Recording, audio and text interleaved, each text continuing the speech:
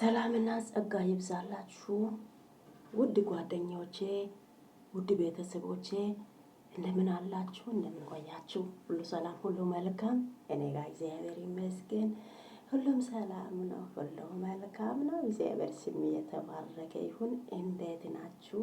በያላችሁበት ቦታ ጌታ እግዚአብሔር ሰላሙን ብዝት ያርግላችሁ እና እኔ ጋር ይመስገን ፈጣሪ አለው በእግዚአብሔር ምሕረት የተነሳ አለው በህይወት እኛ ያልሞት ነው ያልጠፍ ነው በእግዚአብሔር ምሕረት የተነሳ ነው። የእግዚአብሔር ቃል እንደዚህ ይላል። እግዚአብሔር ይመስገን እኔ አለው። ዛሬ አንድ መዝሙር ልዘምር ነው የመጣሁት። እኛ ሁላችን መዘመር እንችላለን ብዬ ነው የምገምተው። እግዚአብሔር ይመስገን። የእግዚአብሔር ቃል በየቀን አዲስ ነው ይላል። የእግዚአብሔር ቃል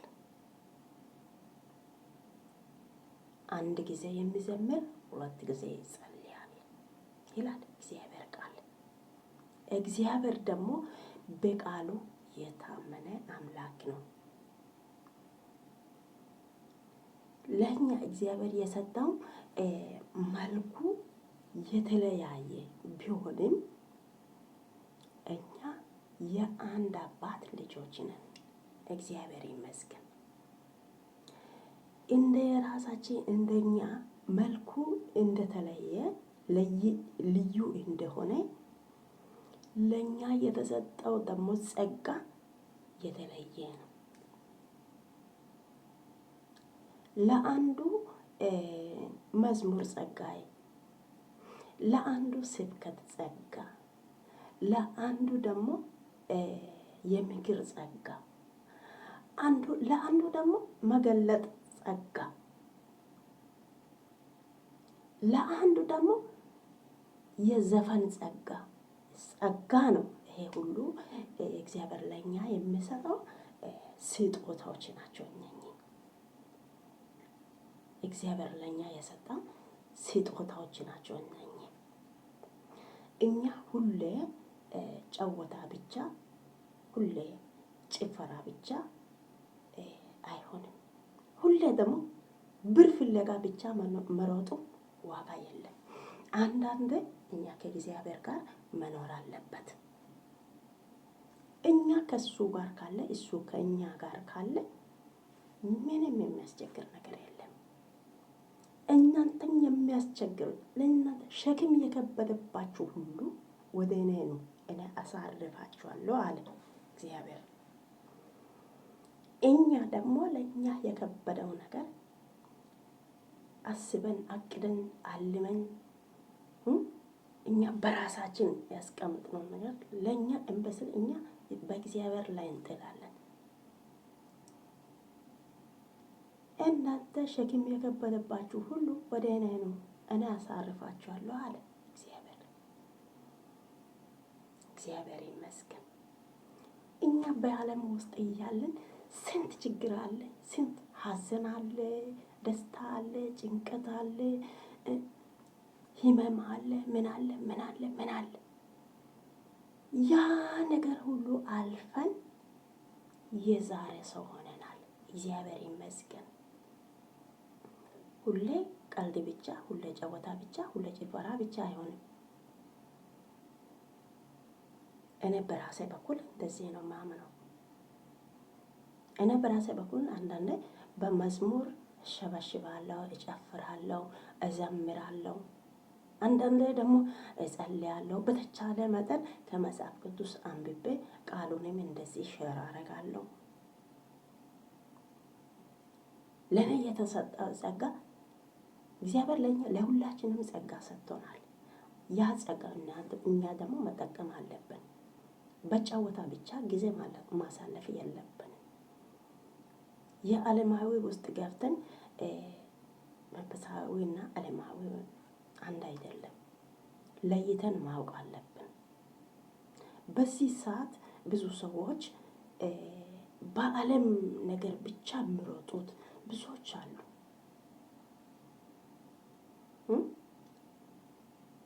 አንዳንድ ሰዎች ብር ካየ በቃ የትም ይሄዳል። የትም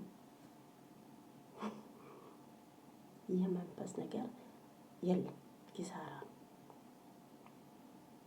እግዚአብሔር ቃል ምን ይላል? ብር የኃጢአት ስር ነው ይላል። ይህንን እኛ ደግሞ ማወቅ አለብን።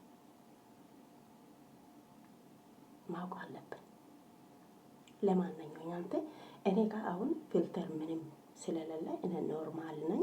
ምንም ፊልተር ምናምን የሚባል ነገር ምንም አልተቀባሁም። ይኸው ፊቱ ምን ይመስላል እንግዲህ ኖርማል ነው። የእግዚአብሔር ስጦታ ነው። እንግዲህ እኛ ብንጨምር ባንጨምርም ግን ለመጨመር የእግዚአብሔር ቃል አይፈቅድም። በእኛ እሱ የሰጠው በኖርማል ፌስ ላይ እኛ ሌላ ነገር አርቲፊሻል ነገር መጨመር አያስፈልግም። እሱ የሚሰጠው ይበቃናል። ትንሽ ቢሆንም ትልቅ ቢሆንም እሱ የሰጠው አምነን መቀበል አለብን። አሁን ለምሳሌ ብዙ ጊዜ ብዙ ሰዎች ማለት ነው ብዙ ሰዎች ሶሻል ሚዲያ መጽሐፍ ቅዱስ ምናምን ይዞ ስብከት ለጸሎት ጸጋን ለማካፈል ሴትም ይሁን ወንድም ይሁን ስትወጡ ማለት ነው ሜካፕ ተቀብቶ አርቲፊሻል ነገር በጸጉር ላይ ጨምሮ ምን ሆኖ ጥፍራቸው ላይ ቀለም ምናምን ተቀብቶ እንዲህ ሆኖ ሶሻል ሚዲያ ይወጣል። በራሴ አስተሳሰብ ይሄ ስህተት ነው ይላሉ። በራሴ ማለት ነው። እግዚአብሔር ምን ይላል? የሰው ነገር አትፍረዱ፣ ምክንያቱም የሚፈርድ እሱ ስለሆነ። ግን እኛ ግን የሚታይ ነገር ዝም ብለን ማለፍ አንችልም። ለዛ ነው አርቲፊሻል ነገር አትጠቀሙ። እግዚአብሔር ቃል አይፈቅድም። ግን እነሱ እያደረጉ ናቸው፣ እየሰበኩ ናቸው። እንዴት እንደዚህ ይሆናሉ ብለን ስናወራ አንዳንድ ሰዎች የሚሰጠው መልስ ምንድን ነው? እናንተ ከነሱ አፍ የሚወጣው ቃሉን ብቻ ስሙ እንጂ እነሱን አትዩ፣ አትመልከቱ። እነሱ ራሳቸውን ይቀበላሉ ዋጋውን። እናንተ ግን እነሱ የጨመሩትን አርቲፊሻል ነገር አትመልከቱ። ከአንድ ቤታቸው የሚወጣ ቃል ብቻ ስሙ ይላል። እሺ ብዬ ተቀበልኩኝ፣ በራሴ በኩል ማለት ነው። ምንም ማድረግ አልችልም። የሚጠየቀው የሚፈርደው እሱ ስለሆነ እኔም መፍረድ የለብንም። ግን እኛ በአይን ያየነው ነገር ይሄ ጆሮ የሰማነው ነገር ደግሞ ዝም ማለት አንችልም። ታውቃላችሁ።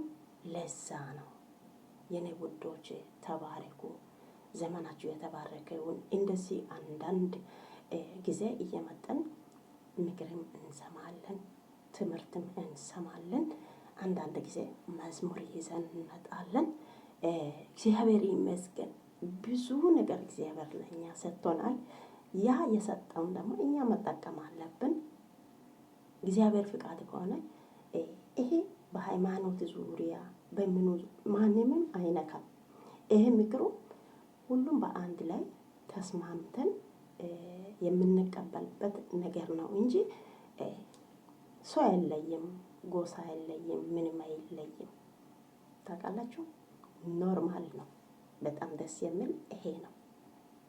ስለዚህ እናንተ የምትሉት ነገር ካለ እኔ እስማማለሁ። ይህንም ደግሞ እናንተ ትሰማላችሁ። ሰምታችሁ ደግሞ ይሄ ምክሩ ከተመቸ ላይክ፣ ኮመንት፣ ሰብስክራይብ አድርጉ እንዳትረሱ። አዲስ ጀማሪ ነኝ፣ ብርታት ያስፈልጋል።